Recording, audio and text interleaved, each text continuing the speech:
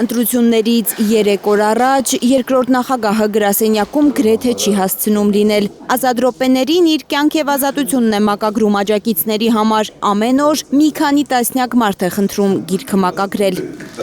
Մարզային այցերի արանքում այստեղ է երբեմն ընդունում լրագրողներին։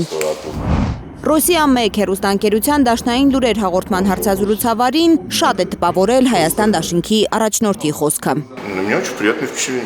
Շատ հաճելի տպավորություն թողեց, կարծում եմ շատ սոլիդ ու կշռադատված քաղաքական գործիչ է։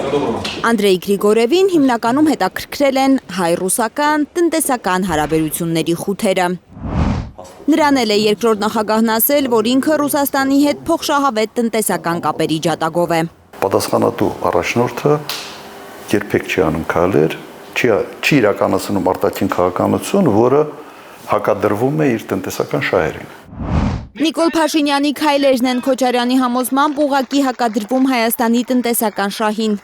Մենք այլևս են կուչեկած, պլեչին կակա ասող պետությունը եւ ժողովուրդը չենք։ Այս էսկալացիան, որը տեղի է ունենում, հրահրվել է Հայաստանի կառավարության կողմից։ Ճիշտ այնպես, ինչպես անում էր Սաակաշվիլին, ես միշտ այդ օրինակը բերում եմ։ Եվ ինչպես Սաակաշվիլին փորձանք բերեց սեփական երկրի գլխին, այնպես Փաշինյանը պրովոկատոր Սաակաշվիլին հիմա հորդորում է ընտրել Նիկոլ Փաշինյանին։ Ոնց ամեն ինչը տեղն ընկավ, այդ լեգոն, այսպես ասենք, այդ փազլը հավաքվեց։ Չի շտապում հավատալ Ռոբերտ Քոչարյանը Փաշինյանի այն հայտարարությանը, թե ինքն արդեն նոր հանդիպում է պայմանավորվել Վլադիմիր Պուտինի հետ Մոսկվա է թռչելու ընտրություններից հետո։ Հիմա խոսում այլ էս մարդ։ Ո՞ւմ ինչ ասեմ։ Չեք հավատում։ Իհարկե չի։ Հանդիպումը չի նշանակում, որ ինչ որ գնալով հարցը լուծի։ Հիմա կարող է, խնդրի, գնա, թռնի, հանդիպի։ Հետո վիճակը ավելի վատ է։ Հիմա հեռախոսազրույցից հետո 2-3 ժամ անց մի մեծ խմբականակ եւս ավելի ճիշտ ապրանքատեսակ գյուղատնտեսական եւս սահմանափակվեց։ Լավ չզանգի։ Տարակուսելի են Ռոբերտ Քոչարյանի կարծիքով մեկնաբանությունները, թե նախընտրական շրջանում Փաշինյանը Էրդողանի հետ հեռախոսազրույցով թուրքական կողմից է աջակցություն ակնկալում, որ ռուսական կողմը մեղմացնի հռետորաբանությունը։ Ռուսաստանի եւ Հայաստանի միջև Թուրքիան միջնորդ ամերիկացիներն ասել վաու։ Եթե դրան ենք արդեն հասել, ապրի Նիկոլ։ Ուր մեզ բերեց։ Առայժմ Փաշինյան-Պուտին ամեն հաջորդ շփում ավելի է վատթարացնում հայ-ռուսական տնտեսական հարաբերությունների վիճակը։ Կոլապսի առաջ է գյուղատնտեսությունը, մինչ Փաշինյանը փորձում է համոզել մարդկանց, թե իրեն հաջողվել է ճեղքել 35 տարվա շրջափակումը ու Հայաստանի առաջ 7 միլիարդանոց շուկա բացել, Լարսի անցակետում պարզապես լացում են հայ վարորդները։ Նիկոլ Փաշինյանի ընտրվելու պարագայում սաստկանալու է այս ամենը, շատ է խորանալու։ Փաշինյանը իր ինքնիշխան իրավունքներն ու լծակներն է արդեն Պուտինի առաջ դնում, հիշեցնելով անգամ, թե ինչ բարձր դիրք ունի ինքը ռուսական կողմի ջանքերով ստեղծված կառույցներում։ Ես մի հատ պաշտոնյան եմ, ով Եվրասիական տնտեսական եւ միջկառավարական խորհրդի անդամ է, եւ բարձրագույն տնտեսական խորհրդի անդամ է։ Ես ուզում եմ մենք պատկերացնենք այս լծակի մասշտաբը։ Իր լծակները 0 է։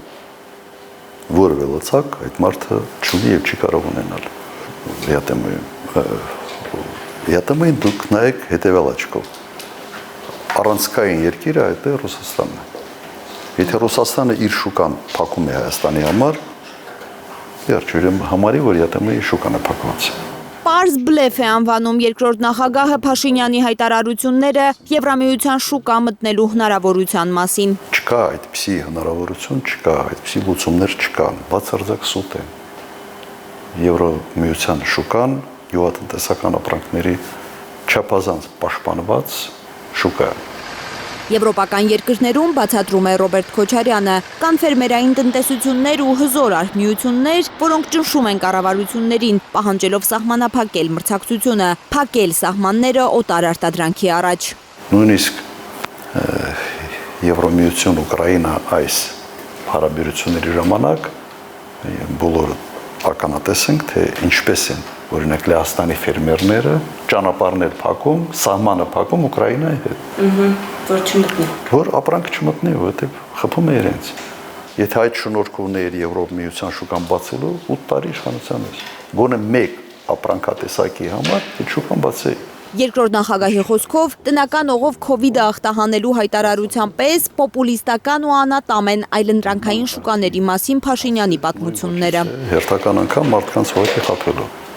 Եվ այս մարդը խաղում է տասնյակ հազարավոր մարդկանց ճակատագրի հետ, տասնյակ հազարավոր մարդկանց ընտանիքների բարեկեցության հետ։ Մանիպուլյացիաների ու կեղծիքի այս ճահճից դուրս գալու կարճ ճանապարհն է ցույց տալիս Ռոբերտ Քոչարյանը Հայաստանի քաղաքացուն։ Հունիսի 7-ին ժողովուրդը ոչ ասի այս քաղաքականությանը, որը բերել է այսպիսի հետևանքներին։ Լարա Արաքելյան, Նորայր Շարբաթյան, Աշոտ Մնոյան, Արմեն Ապրեսյան, Հայլուշ։